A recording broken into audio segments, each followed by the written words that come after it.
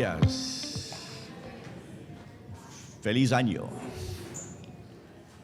Qué bendición es estar en este lugar, en este primer domingo de 2022. Algunos ni nos imaginábamos llegar a este punto, ¿no es cierto? Qué bendición es estar aquí y estar con ustedes. Y qué bendición para nosotros estar aquí. Vamos a buscar en la Biblia Josué capítulo 3, por favor. Josué capítulo 3, y vamos a empezar el mensaje de esta mañana con la lectura de los primeros 5 versículos de este capítulo de Josué. El gran líder de Israel, Moisés, ya había muerto. El Señor le había encargado el liderazgo de Israel a Josué. Josué estaba haciendo todo para llevar al pueblo de Israel a la tierra prometida. Y están preparándose para eso en el capítulo 3, versículo 1.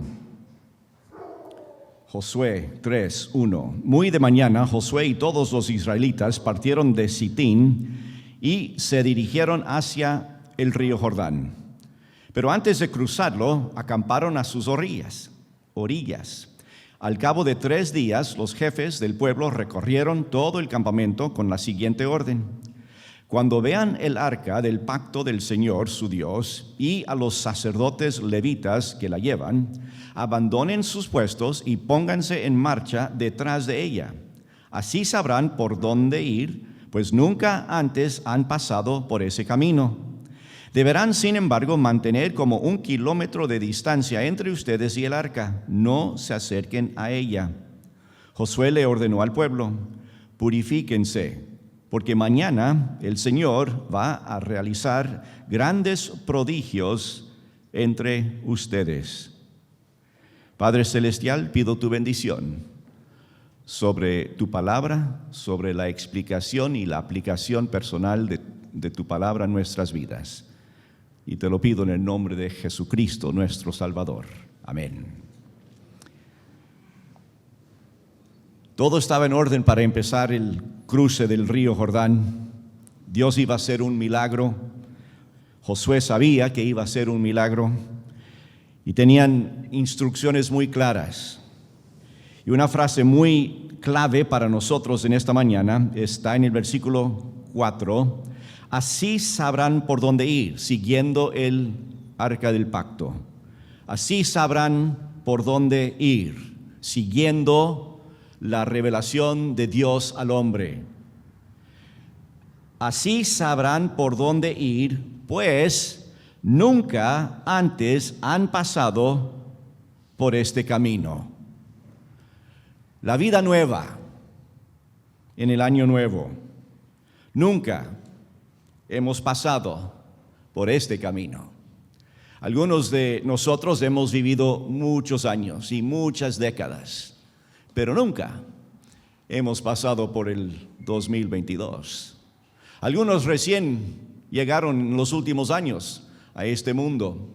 Algunos recién llegaron a la familia de Dios en el año pasado, hace 2 años, pero nadie de nosotros nunca hemos pasado por este camino que está delante nuestro.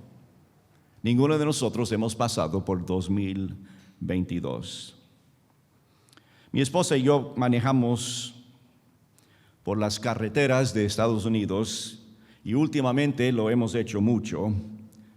La distancia de nuestra casa a Tijuana es aproximadamente 2,600 kilómetros. Más o menos la misma distancia de Tijuana a la Ciudad de México. Y ese viaje hemos hecho varias veces en los últimos meses. En nuestro vehículo tenemos 2 accesorios importantes. Tenemos un parabrisas y tenemos un espejo retrovisor. Y esos 2 accesorios usamos mucho en el camino hacia acá. Uso los 2 siempre. Para ver lo que está adelante, necesito el parabrisas.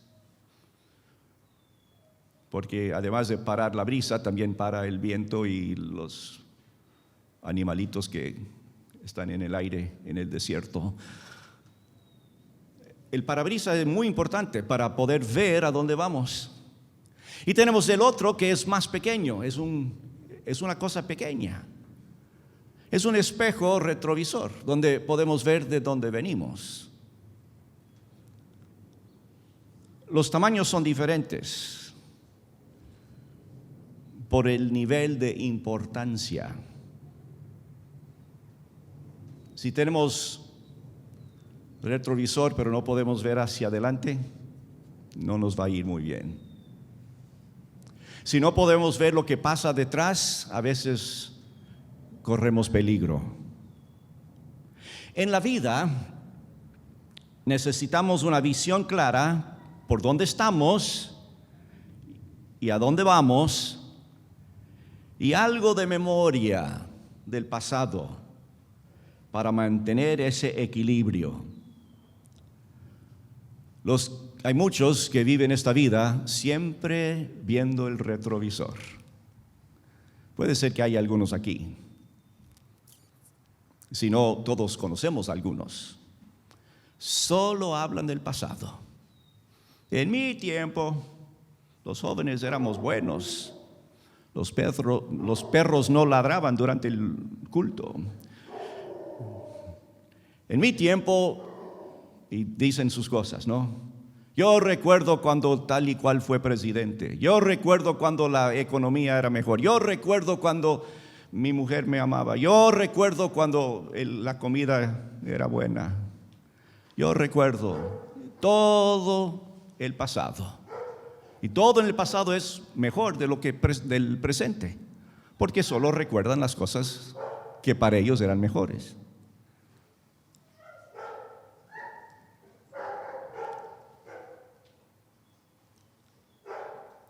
Si solo usas el retrovisor, estás en peligro, porque no estás viendo lo que está, dónde estás, y no estás viendo por dónde vamos. Todos nosotros estamos en el punto de partida de una carrera automovilística que se llama 2022. Estamos todos empezando un nuevo año. Apenas el segundo día, el primer domingo.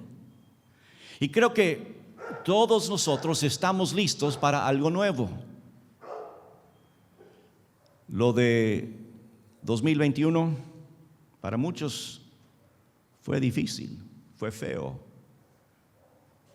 Para nuestras familias, para la Iglesia Bautista Centro Shalom, para nuestros dos países, para nuestro entorno, en todas las familias, en todas las personas aquí, sí había algunas cosas muy difíciles en el 2021.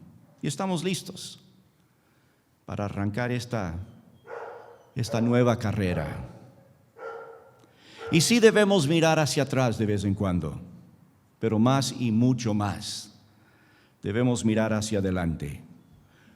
Por acá es por donde vamos, como iglesia, como familias, como cristianos.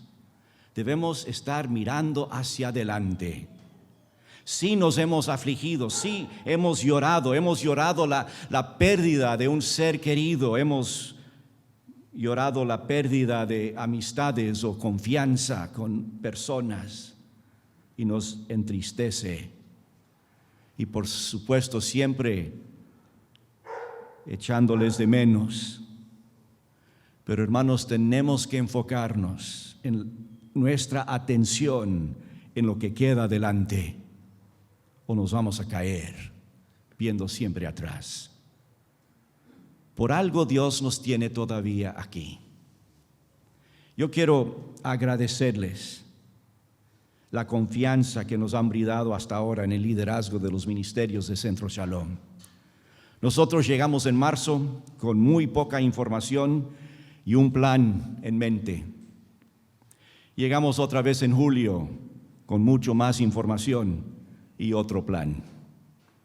Y mientras han pasado los días y los meses, nos hemos dado cuenta de la magnitud de los problemas que ha sufrido nuestra iglesia. Y Sharon y yo estamos comprometidos a ayudarles y servirles en todo lo que sea posible dentro de las limitaciones que tenemos nosotros. Para que haya un futuro para nuestra iglesia, creo que es muy importante enfocarnos en lo que hay adelante.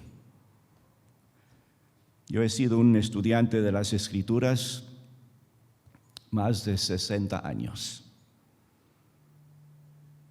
Pero también he estudiado en los últimos cuantos años la vida de las iglesias. Las iglesias donde hemos participado, donde hemos sido parte, y muchas otras iglesias también.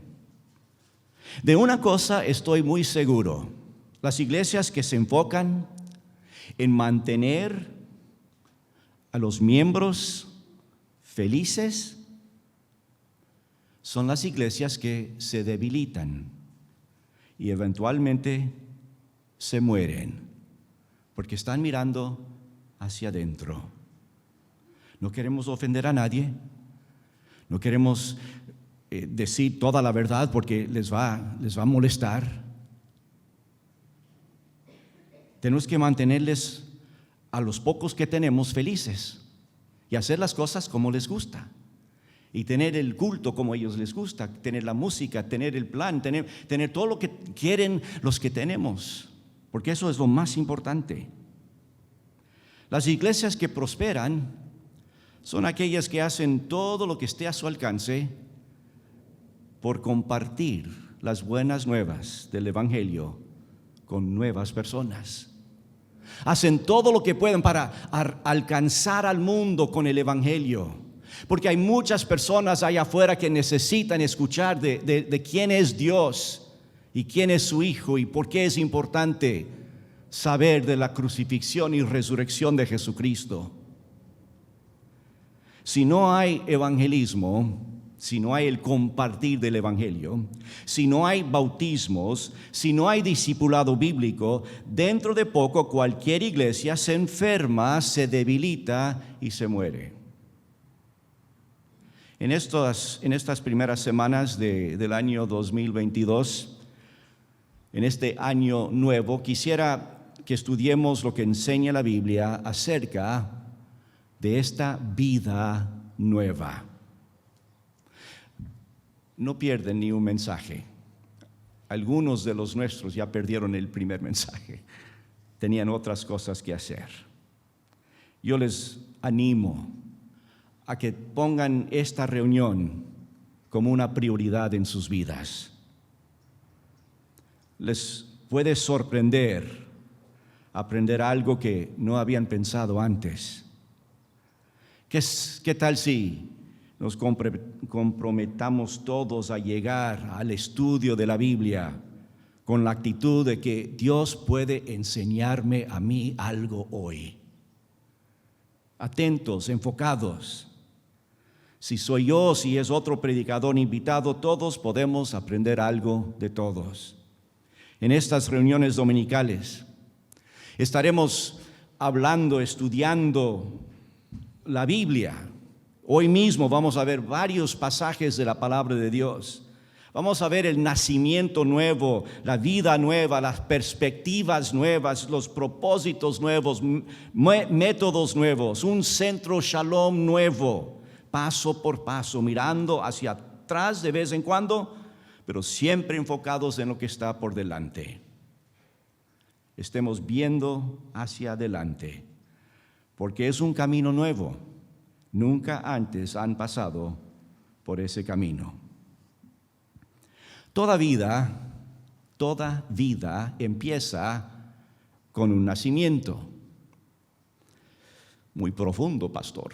Gracias. Empieza la vida con el nacimiento.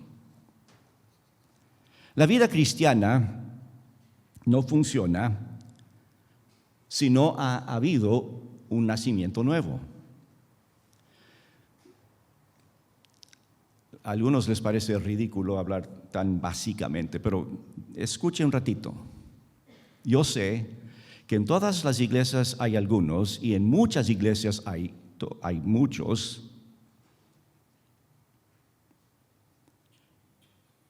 que son miembros de la iglesia, miembros activos, miembros que diezman, miembros que asisten, miembros que oran, miembros que leen la Biblia y cantan, hasta enseñar la Biblia o tocar un instrumento, y parecen ser cristianos, pero no han nacido de nuevo. Y lo que hacen, lo hacen imitando lo que han visto, lo que han escuchado. Oran como la persona que escuchan ora. Les gusta lo que a la otra persona le gusta. Están imitando ser cristiano. Uno no es cristiano por ser miembro de una iglesia. Uno no es cristiano por leer la Biblia. Uno no es cristiano por cumplir con ciertas reglas. La única forma de entrar en la nueva vida en Cristo es nacer de nuevo. Cristo claramente dijo a uno de los líderes religiosos de su día que sin el nacimiento nuevo no se puede ir al cielo, ni se puede ver el reino de los cielos. Para nacer de nuevo hay que someterse al plan de Dios para nuestra salvación. Hay que reconocer que uno es pecador. Ese es siempre el primer paso. Si tú no necesitas de Dios, si no necesitas de un Salvador, no vas a nacer de nuevo. Si todo está bien, hay que reconocer que soy pecador. No que te equivocaste una vez, no que conoces a pecadores peores, no que quieres ser mejor. La Biblia dice en Romanos 3 que no hay justo ni aún uno. Todos somos pecadores y estamos destituidos de la gloria de Dios. Es decir, que Dios es para nosotros inalcanzable. No podemos. Somos pecadores. Cuando reconoces que eres un pecador y te arrepientes de tu pecado, ya estás en el camino para nacer de nuevo. Tienes que llegar a ese arrepentimiento. Te avergüenza tu pecado, te da asco, te das cuenta que no puedes tú solo agradar a Dios. Te das cuenta que el resultado de tu pecado es tu propia muerte eterna. En Romanos, la Biblia dice en capítulo 6, versículo 23,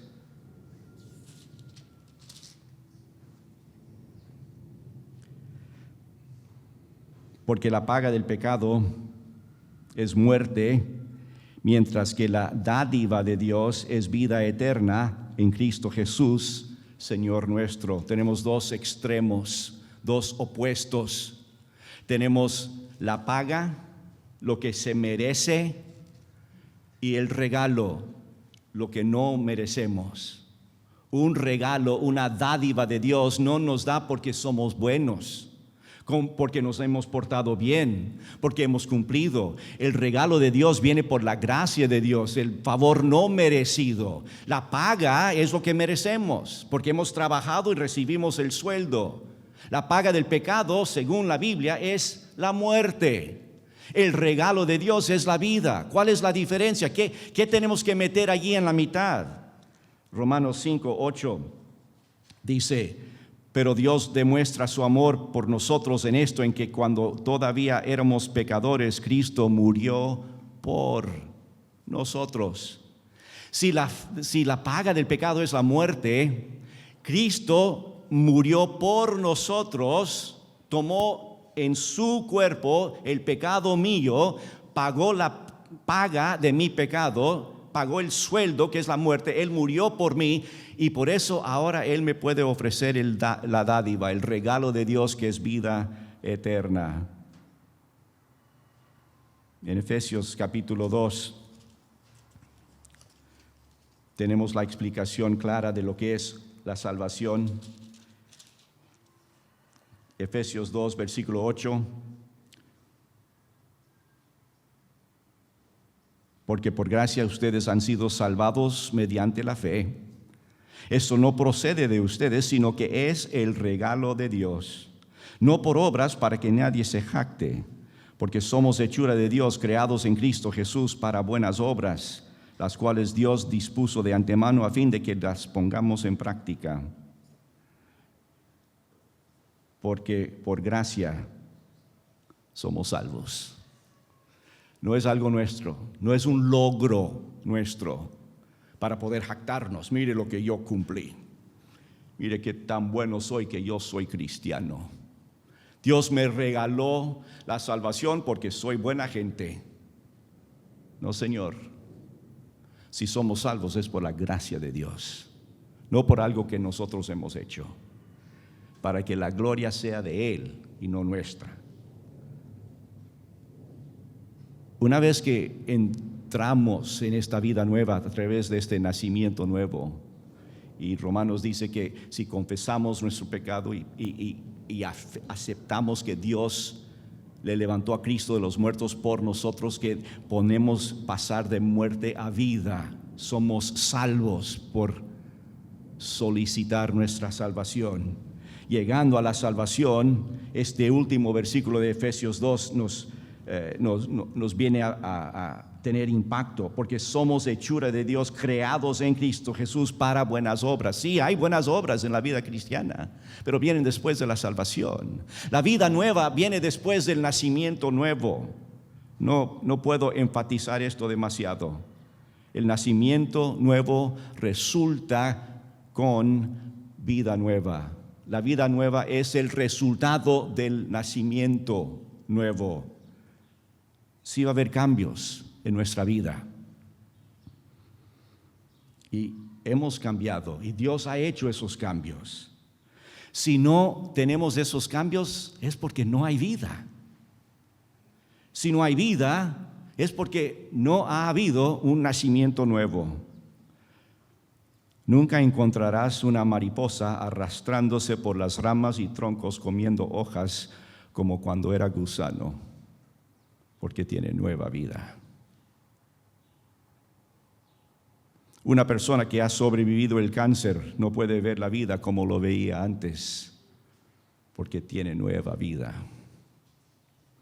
El joven que no murió en el accidente de tránsito tiene perspectivas mucho más claras, porque tiene nueva vida. La vida nueva trae siempre nuevas perspectivas, un cambio de enfoque, un cambio de visión.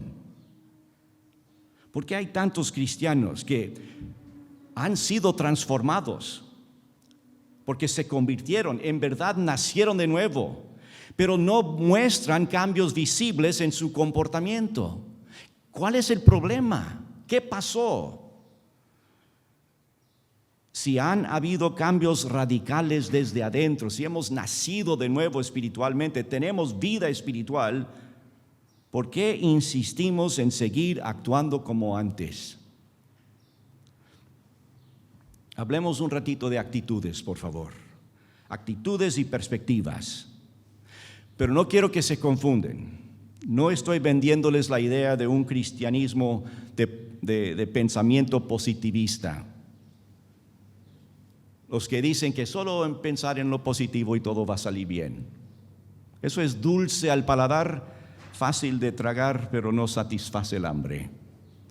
No estamos hablando de un esfuerzo humano, no estamos hablando de un cambio de actitud, de un cambio de filosofía, de un cambio de religión.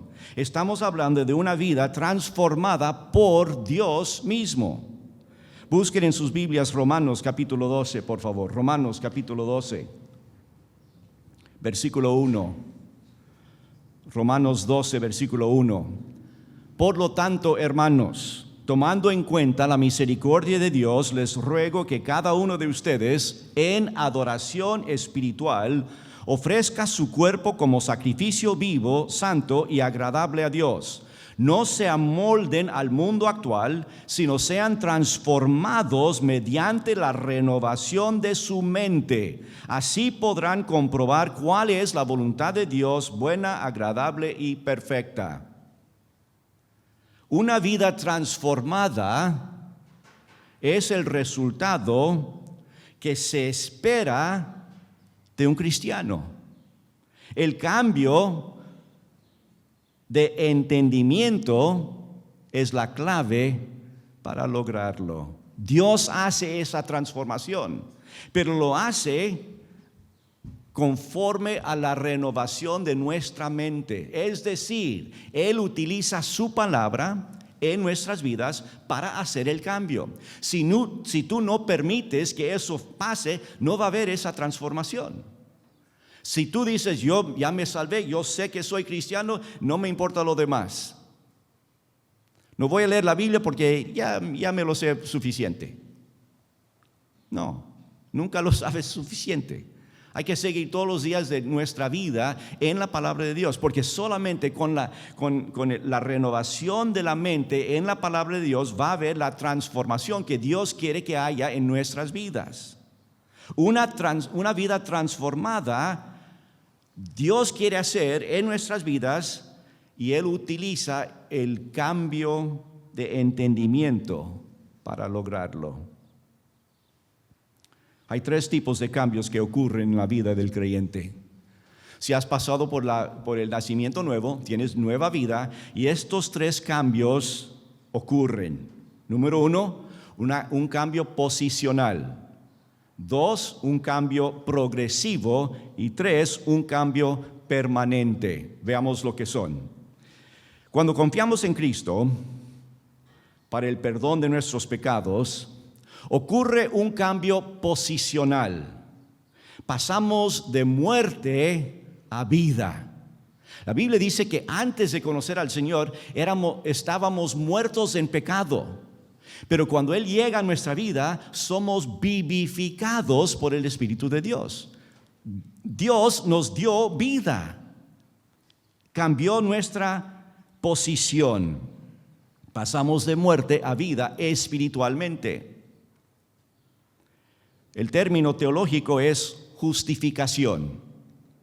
Es una palabra legal que describe un cambio en nuestra posición delante de Dios y culmina en el momento que ponemos nuestra fe en Jesucristo. Nos justifica, un cambio de posición delante del Señor.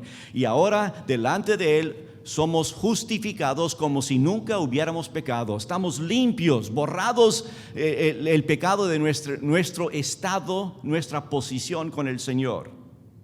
Cuando el cristiano muere, ocurre el cambio permanente. Ese término teológico es glorificación. Glorificación. Esto se refiere al intercambio que habrá en ese momento entre nuestros viejos cuerpos y los nuevos cuerpos. Los nuevos, según 1 Corintios 15, estarán libres de enfermedad, de corrupción y de muerte. Cuando pasamos de esta vida, cuando morimos de aquí, hay un cambio. Dejamos el cuerpo viejo, ya no nos sirve, y Dios nos da un nuevo cuerpo que es eterno, sin corrupción, sin enfermedad, sin posibilidad de muerte. La glorificación.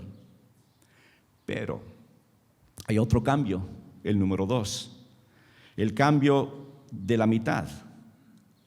Este debe estar realizándose en la vida de cada cristiano verdadero.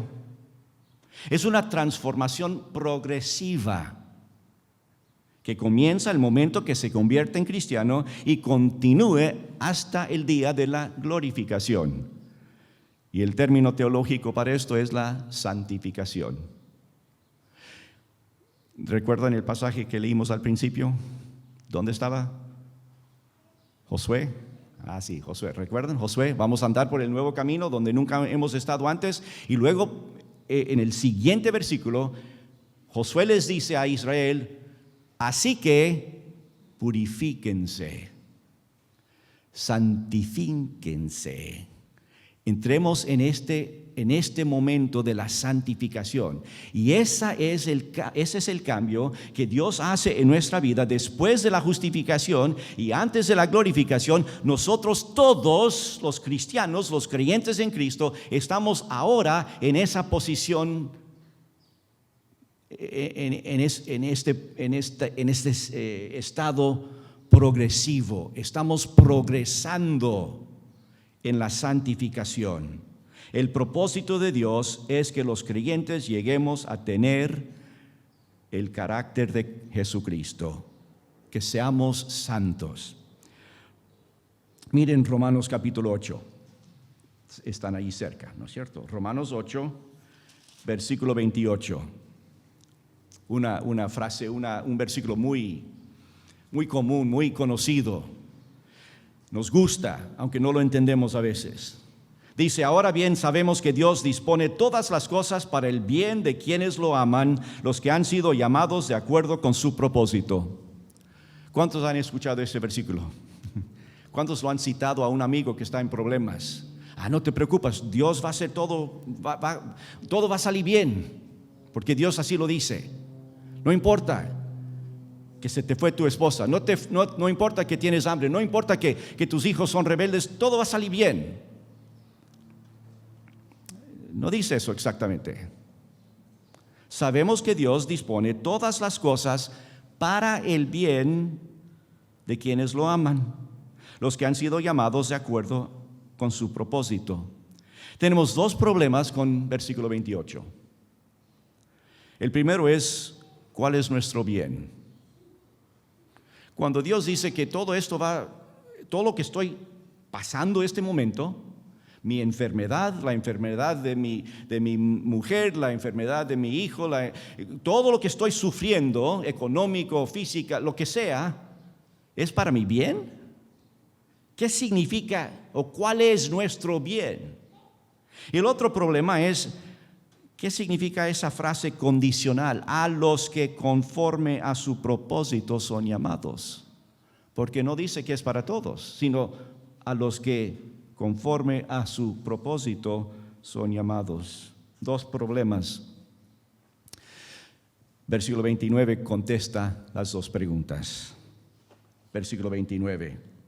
Porque a los que Dios conoció de antemano, también los predestinó a ser transformados, otra vez esa palabra, según la imagen de su Hijo, para que Él sea el primogénito entre muchos hermanos. Hermanos, la idea de Dios en cuanto a nuestro bien es hacer que todas las circunstancias de la vida nos moldeen a la imagen de su Hijo.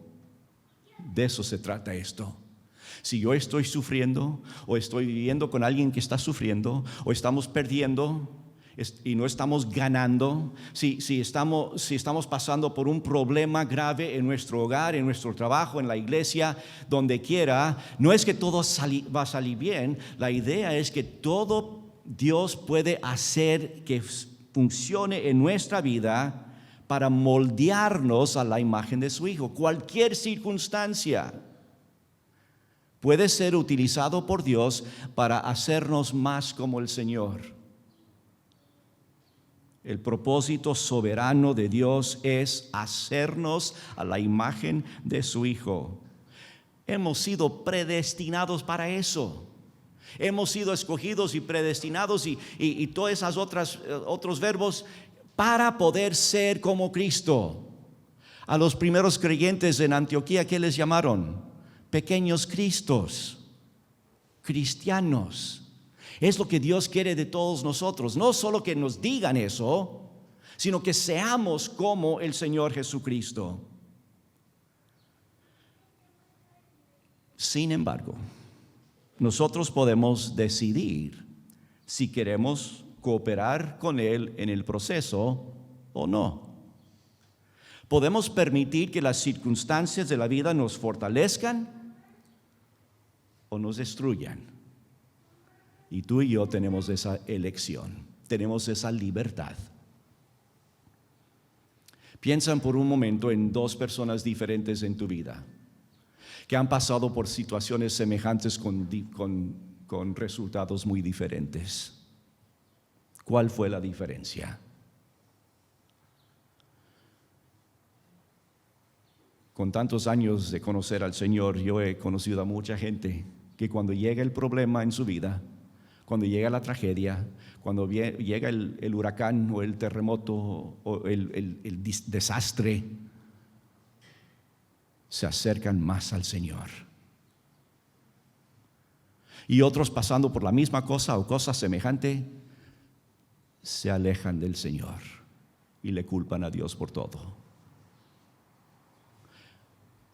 Los dos creyentes, los dos con problemas, Dios puede hacer que todo ayude a nuestro bien cuando nosotros nos sometemos a Él. La actitud que tenemos en medio de los problemas es lo que cambia el resultado. ¿Voy a permitir que Dios haga su obra? ¿O voy a alejarme de Él más? La actitud es nuestra respuesta emocional y mental a las circunstancias de la vida. Repito, la actitud es nuestra respuesta emocional y mental a las circunstancias de la vida. Es la disposición del ánimo manifestado en alguna forma. La verdad es que no podemos cambiar la mayoría de nuestras circunstancias. Algunas sí, un poco más de empeño, un poco más de iniciativa y puedes mejorar tu nivel económico. O con un poco de suerte por allí puedes cambiar alguna cosa. Pero en la mayoría de nuestras circunstancias nosotros no podemos cambiarlas. Pero sí podemos cambiar la actitud nuestra hacia las circunstancias.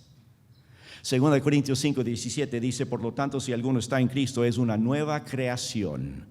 Lo viejo ha pasado, ha llegado ya lo nuevo. Los incrédulos no tienen los recursos espirituales necesarios para cambiar sus perspectivas y sus actitudes. Pueden cambiarse de religión, pueden cambiarse de filosofía y sí pueden cambiar sus actitudes hasta cierto punto, pero no tienen lo que más necesitamos.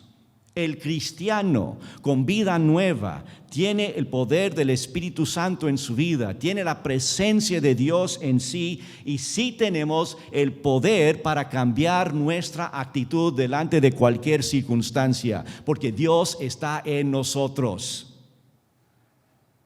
Sé que hay muchos falsos profetas por ahí que dicen que solamente tenemos que nombrar y pedir lo que queramos y Dios tiene la obligación de concedernos lo que hemos pensado.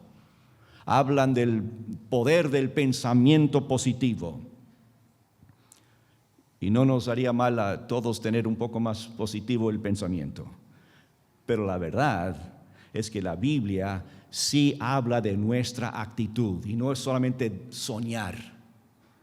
Romanos 8:6, la mentalidad pecaminosa es muerte, mientras que la mentalidad que proviene del Espíritu es vida y paz. ¿En dónde estás? ¿En vida y paz o en muerte? Romanos 12:2, el versículo que leímos hace un momento. No se amolden al mundo actual, sino sean transformados mediante la renovación de su mente. Así podrán comprobar cuál es la voluntad de Dios, buena, agradable y perfecta. Romanos 12:16, vivan en armonía los unos con los otros.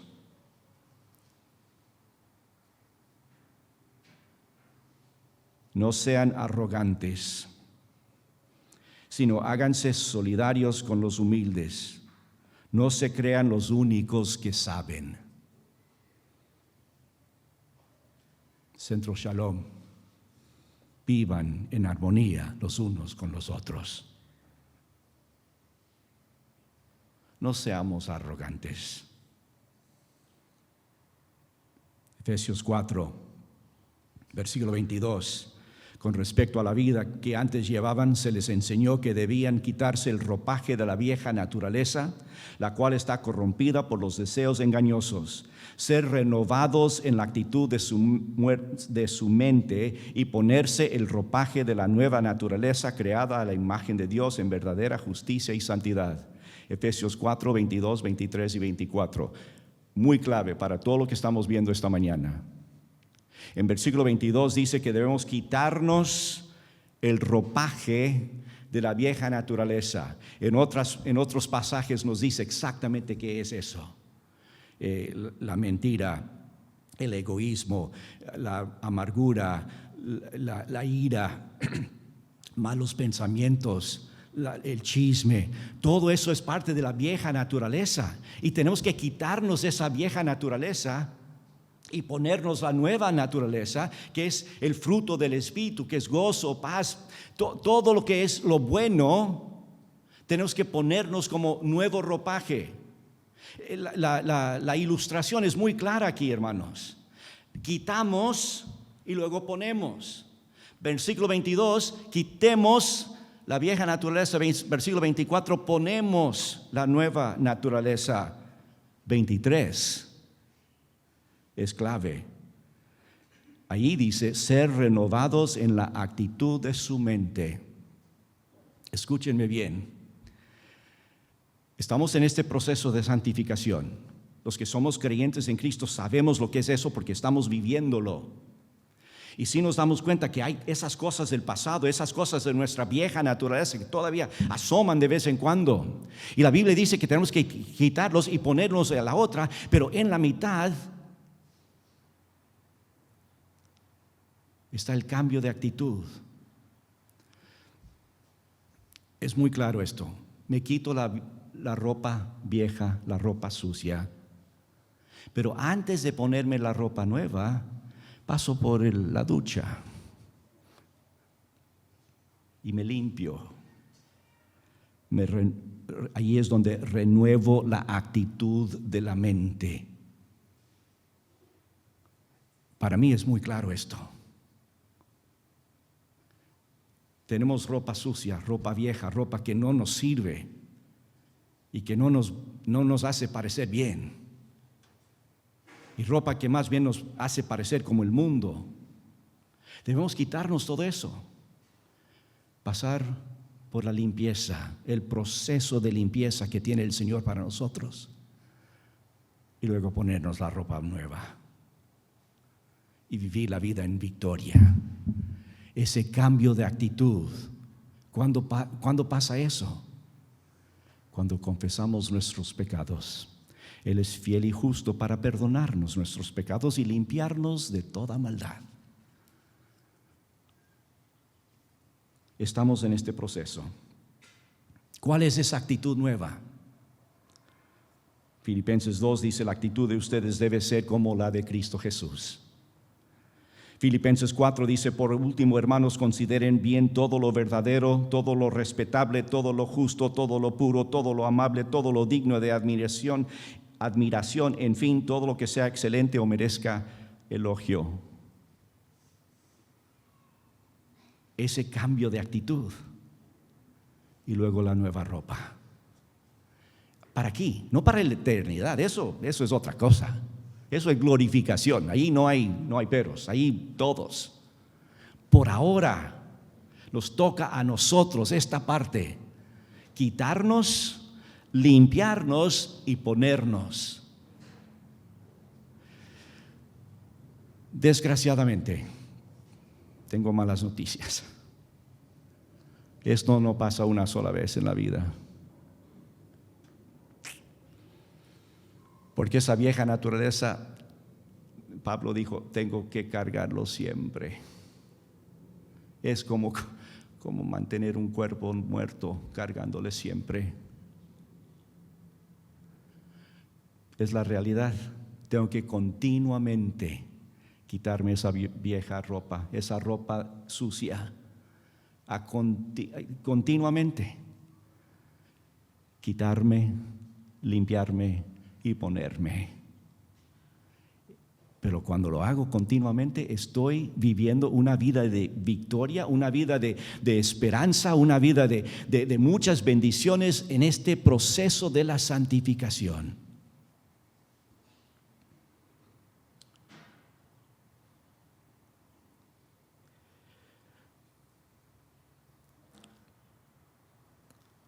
¿Estamos de acuerdo hasta aquí? Algunos quieren salir corriendo. Esperaban algo mágico para el nuevo año. Es precioso esta cosa.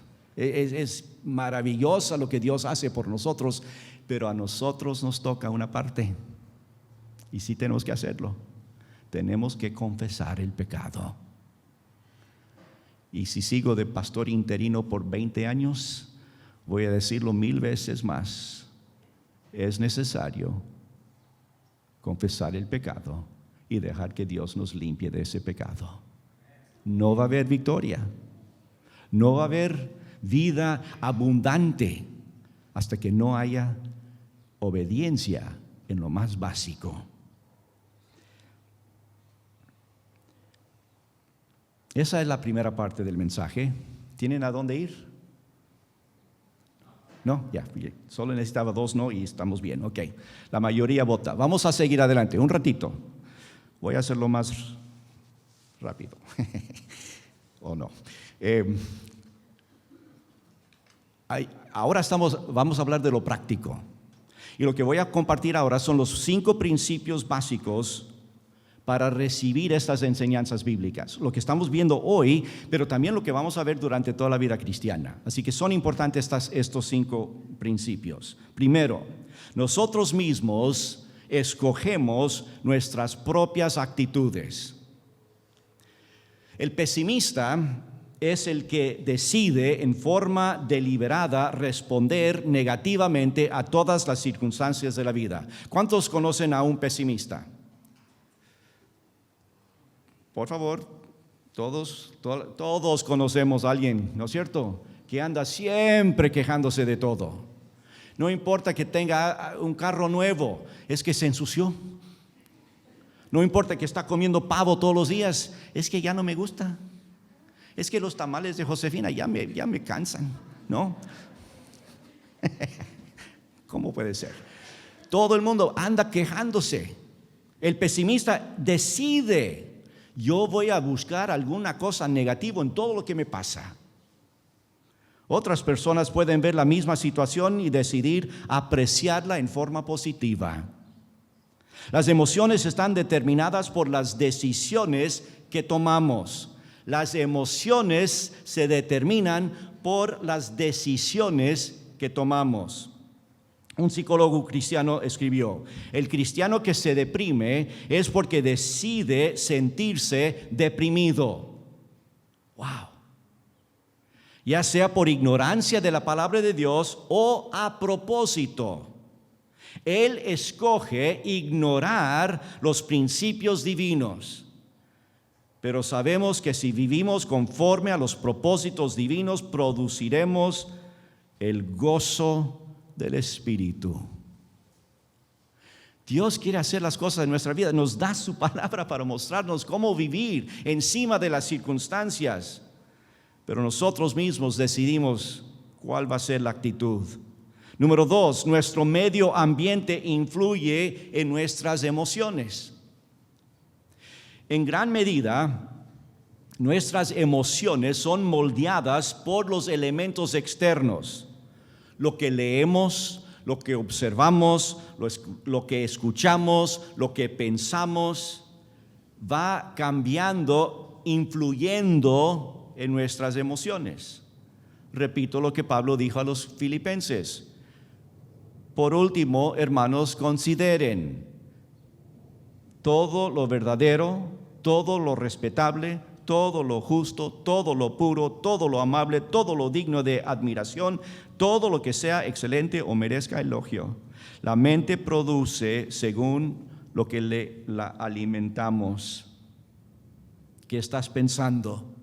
Si estás pensando como Pablo dijo a los filipenses, no va a haber esa depresión. Las actitudes son influenciadas no solo por lo que leemos u observamos, sino también por quienes nos rodean. En Proverbios hay muchas advertencias en cómo evitar a ciertas personas porque es muy impactante la influencia que tienen otras personas en nuestras vidas. El primer salmo es uno de los mejores pasajes bíblicos para empezar el año nuevo. Y si tuviéramos otra hora, lo haríamos, pero no tenemos, así que vamos adelante para el otro año, ¿sí? Me invitan de Guadalajara, de donde me encuentro en ese rato. No sé dónde voy a estar mañana, mucho menos en un año. Salmo 1. Dichoso el hombre que no sigue el consejo de los malvados, ni se detiene en la senda de los pecadores, ni cultiva la amistad de los blasfemos, sino que en la ley del Señor se deleita, y día y noche medita en ella. Es como el árbol plantado a la orilla de un río, que cuando llega su tiempo da fruto y sus hojas jamás se marchitan. Todo cuanto hace prospera. Próspero año nuevo, decimos y escuchamos. Aquí está la clave para un próspero año nuevo. Las actitudes de otros nos van a impactar. Dichoso es el hombre que no sigue el consejo de los malvados, no detiene en la senda de los pecadores, no cultiva amistad con los que blasfeman contra Dios. Las actitudes son altamente contagiosas. Ten cuidado con quién te llevas. Número 3, nuestras actitudes afectan nuestras relaciones. Todos tenemos relaciones que necesitan mejorarse. Todos. Puede ser con esposo o esposa, puede ser con hijos o padres o nietos, amigos, compañeros de trabajo, hermanos de la iglesia. Nuestras actitudes van a afectar nuestras relaciones. Santiago 4:1 dice: ¿de dónde surgen las guerras y los conflictos entre ustedes? ¿No es precisamente de las pasiones que luchan dentro de ustedes mismos? Las pasiones que luchan adentro es lo que está afectando las relaciones que hay afuera. La principal fuente de problemas siempre ha sido el egoísmo. Siempre que se juntan dos o más personas decididas a salirse con la suya, habrá conflicto, ya sea en el hogar, en el trabajo o en la iglesia. ¿Cuál es la solución? Cambiar de actitud. Cuando uno debe velar no solo por sus propios intereses, sino también por los intereses de los demás, como dijo Pablo a los filipenses. Nuestras actitudes son causa y efecto de un comportamiento correcto. Es fácil ver que los pensamientos correctos producen el comportamiento correcto. Proverbios 23:7, pues como él piensa en su interior, así es él. Lo que estás pensando es lo que eres. Las buenas acciones producen buenas actitudes. Algunos se divorcian porque ya no siento nada para mi esposo. Otros renuncian a su empleo porque no me siento realizado.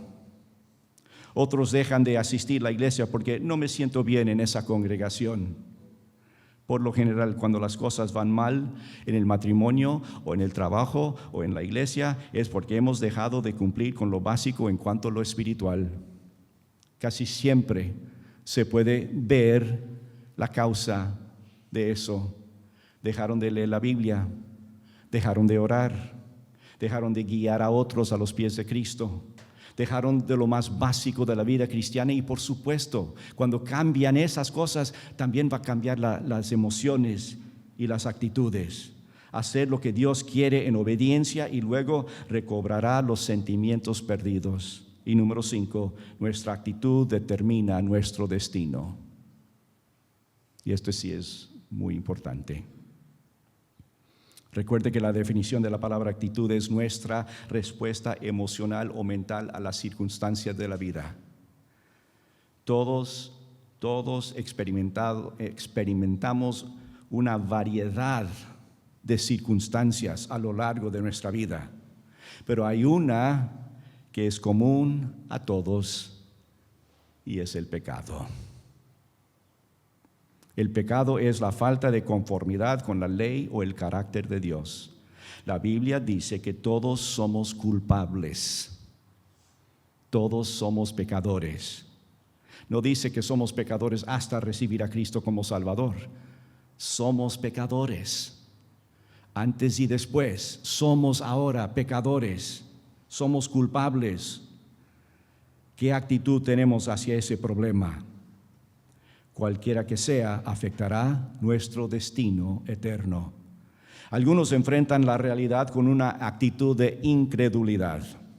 Dicen que Dios no existe y por lo tanto tampoco el pecado. Y viven felices comiendo perdices. No se dan cuenta y no quieren darse cuenta porque están negando la existencia misma de Dios. Y si no existe Dios, tampoco existe esto de buen y mal y pecado y santidad. No, todo es un mito.